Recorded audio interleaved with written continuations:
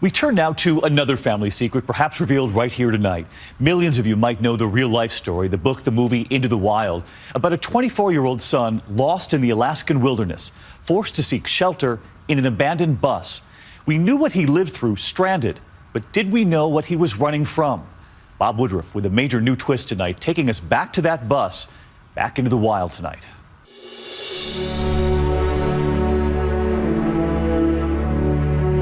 The Alaskan interior is remote and wild, but there are family secrets that lie buried off this lonely stretch of road.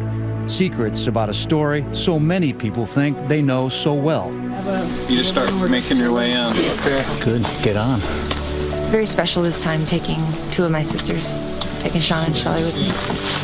Today, these three sisters are retracing the steps of their famous brother, a young hiker named Chris McCandless. You ready, you three sisters?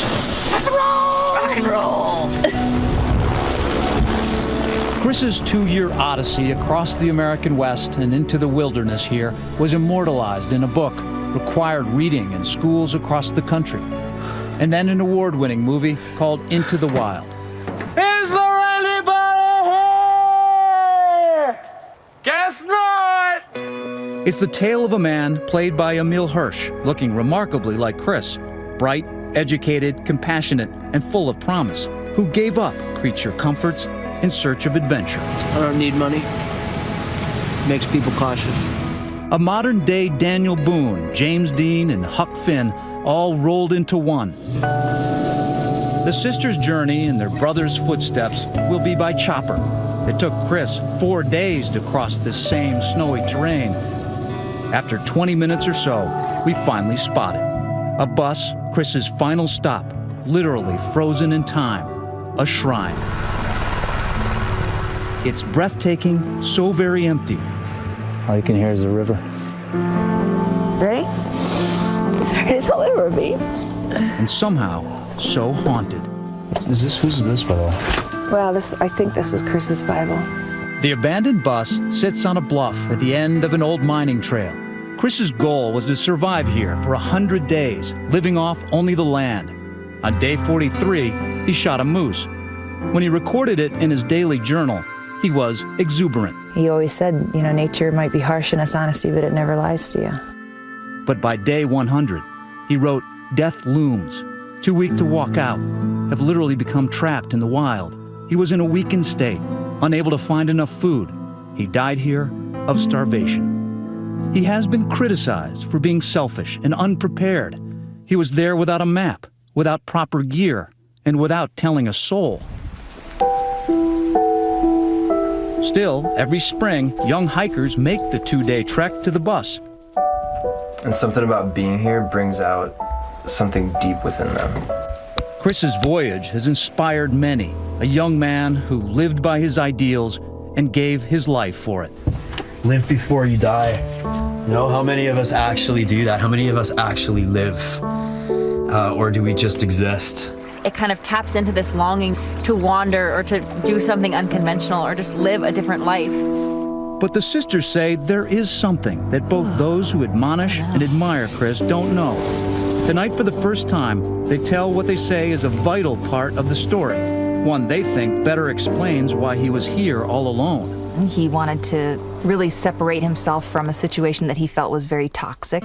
It was something Corrine didn't want to talk about back in 1997 when 2020 first interviewed her soon after her brother died. People try to focus a lot on what it was with Chris and why he did what he did, and they look for something that's going to be sensational. But of course, it's nothing I'm going to get into. But now, in Corrine's new memoir, The Wild Truth, she says that Chris's journey stemmed from dark family secrets, the traumatic childhood that she says she and Chris shared. Why did you write this book? Frankly, I was asked every time I met with a different group of people why Chris left the way he did. I really watered down those answers for a long time. I really felt and learned that I was doing a disservice to him and a disservice to all of those people, because the greatest inspiration comes from truth. The truth, Corrine says, doesn't begin at the bus, but rather at this house some 3,000 miles away in El Segundo, California. Chris was Corrine's adored older brother. He was my protector. He was always strong. He succeeded at everything he tried. The McCandlesses were a portrait of happiness. Dad, Walt, was a renowned rocket scientist who had worked for NASA. Mom, Billy, built the consulting business with him. Corrine fondly remembers family vacations and peaceful times spent outdoors. Our parents introduced us to nature very early on. We did a lot of tent camping and a lot of hiking. Chris was confident and charismatic. People were drawn to Chris.